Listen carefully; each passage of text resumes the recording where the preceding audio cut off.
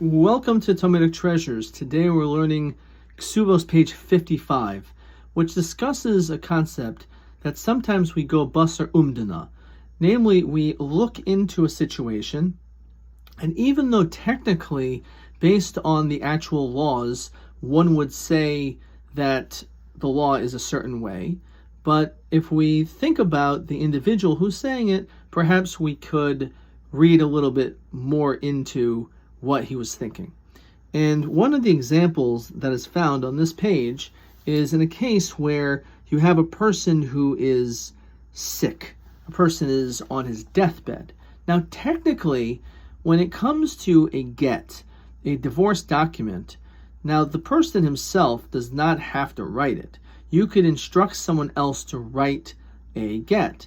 But if all you do is say, write a divorce document for my wife, that alone is not enough, because it's possible you just asked him to write the document, but not for it to actually be given over to her. It's necessary in most circumstances that you actually have to say, write it and give it. And until he says, write it and give it, it's not allowed to be given. Now, the exception is brought here is if he's extremely sick, or if he's maybe being sentenced to death, and he's just moments away from dying. The question is, what did he mean when he said, write it? It's possible that, again, he was just doing it in order to cause her much grief. But since we look at the situation and we see what's going on over here, this is a man on his deathbed. He most certainly is probably going to do something in the right way.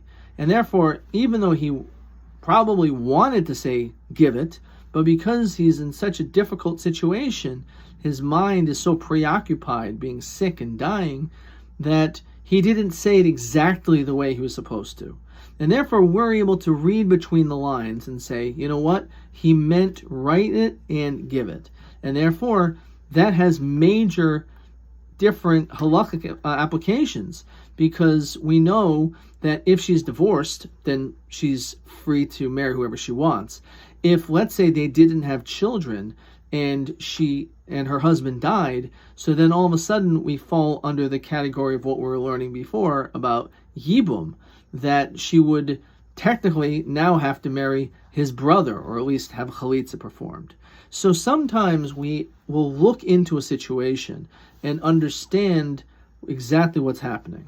And this is an important message for ourselves as well. Sometimes people say things and they really may have pure intentions, different intentions, but if you just listen to the language that they say, maybe we could say, oh, they're not being nice, or they're not being considerate.